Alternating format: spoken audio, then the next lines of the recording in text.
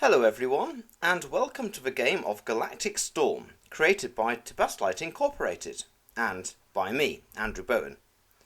This game is all about empire building, and in this video I shall explain how it all works.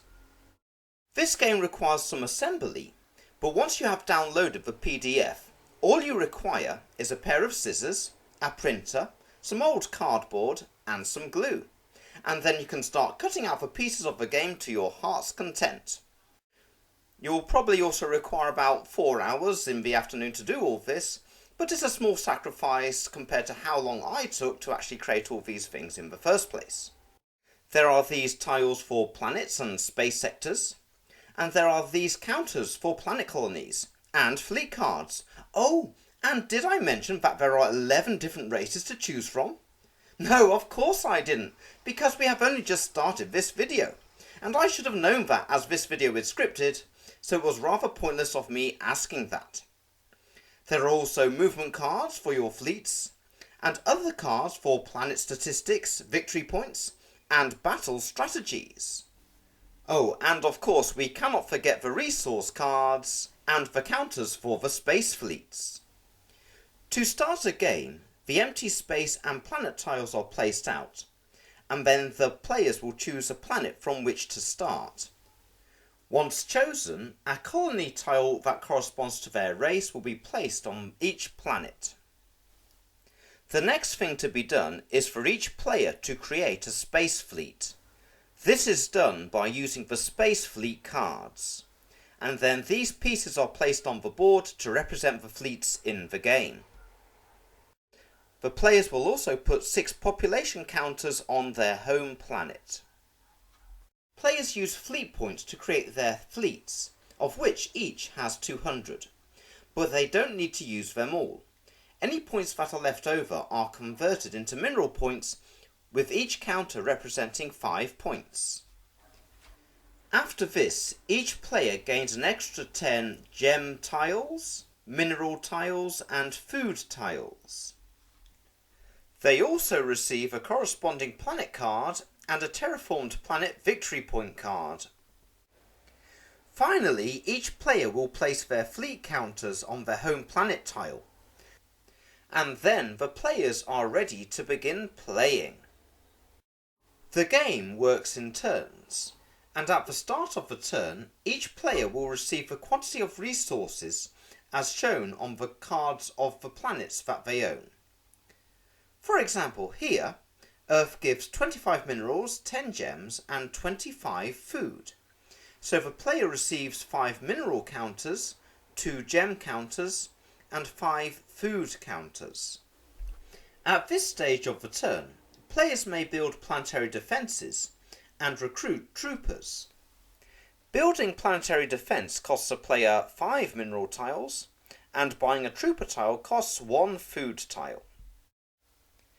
The players can also buy additional fleets. To find out how much a fleet costs, you can look at the army list card and the price is at the bottom. So here we have 50 points and this is the equivalent of 10 mineral tiles. After this is the order phase. This is where players give their fleets movement orders. Space fleets can move up to 2 space tiles each turn. But when it comes to games with 3 or more players, it is better to use only the cards for single space movement to make for a better gaming experience. These cards are placed face down next to their corresponding fleets, and once all the players have placed down these cards, they can then reveal the orders so that nobody knows what the other player is going to do with their movement until everybody has revealed their orders. Once this is done, the fleets will follow their orders. Sometimes 2 fleets of different empires will land on the same tile. When this happens, one player may choose to attack the other. If neither player chooses to attack, the ships can continue movement as normal. But if they do, then there is a combat phase. In the combat phase, players will choose from 2 options of battle card that correspond to their fleet. This is done secretly, and the chosen battle card will be placed face down by its ships.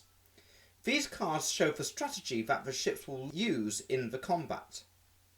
The fleet cards describe the kind of ships that the player has, and these can be large, medium, fighter, or large and small. Once both sides' cards are placed down, they are revealed, and a chart is consulted to see if any side gets an advantage to dice rolls. As we can see here, the large ships get a +1 to dice scores for this combat round. In addition to this, the power of the ship tiles is added to the combat dice rolls. So as this fleet has a power of 3, the dice roll scores have a bonus 3 points added to them, whereas the defending fleet only gets a +2 to its points. In the first combat round, Faddic gets 2, +3 for its power and 1 for a strategy bonus, which is a score of 6. And the Zorks get 3, +2 for their power, which is 5. In this case, the Zork ships are destroyed. In the next one, Faddic gets a dice score of 4, plus the 3 power bonus and the 1 strategy bonus, which is a score of 8. But the Zorks get a dice roll of 6 plus a 2 power bonus, which is a score of 8 too. This is a draw, so neither ship is destroyed. And in the next one, Faddic gets 1 plus 3 for its power bonus and plus 1 for its strategy bonus, which is 5 points. But the Zorks get 5 plus 2 for their power, which is 7. And so the Faddic ship is destroyed this time. When ships are destroyed, they are put onto their corresponding fleet card. And when a fleet is finally destroyed, the player that destroyed the last ship counter in the fleet claims the victory points. As the fleet that was destroyed here has 50 points value, the player receives 2 victory point cards as shown here. Players can also attack other players' planets. When this is done, the attacking fleet does combat against any other fleets on the tile. When these fleets are finally destroyed, the ships have to destroy the planetary defence, for which they gain no victory points. Finally, they can try to take the planet using the troops that they have on board their ships to fight the planet's armies. Only when all enemies are destroyed will the planet fall into the possession of the attacker, as well as the planet card and victory point card, and the planet colony changes to the colour of the attacking force. When it comes to colonising planets, things are simpler. The player just needs to transport his troops to the planet and to land them on it, and then spend 5 mineral tiles on a planet colony, after which the player receives the planet card and a planet victory points card. At this point, the player may choose to establish planetary defence for an additional 5 mineral tiles. After this, there is a technology phase. In this phase, players can buy technology using gems, and 5 gems can buy 1 technology card, of which there are 26 different kinds. The technology that a player receives is drawn randomly from a deck of cards, so they won't know what technology they will receive. But if it is something that is of no use to them, they can trade it with another player for some other technology, or for gems, food, or minerals. In this case, a player has bought 2 technology cards. One increases the production of resources, and the other can change a toxic atmosphere of a hostile planet to one that is fine. When technology is used on a planet, the card is placed on the same tile. Hostile planets reduce how many resource points can be extracted from them, but when they have a fine atmosphere and temperature, a player can extract the amount shown on the planet card.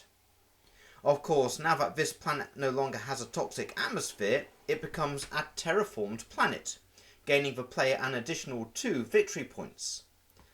And the automated production on the other planet has increased its yield by 50%. Finally, there is the end phase. In this phase, each player must sustain their empire.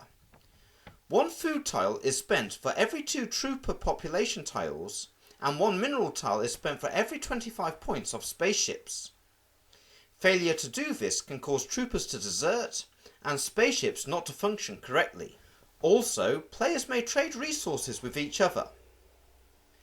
There is also an opportunity for players to gain extra victory points. A player can build a monument of their empire on a planet that they own for 5 mineral tiles and 5 gems, and they can also give humanitarian aid to another player. Finally, the turn is over, and before the next one begins, the players count how many victory points they have, and if a player has 20 victory points or more, they are the winner of the game. And that is about it. So, if you want to try out this game, buy it and download it.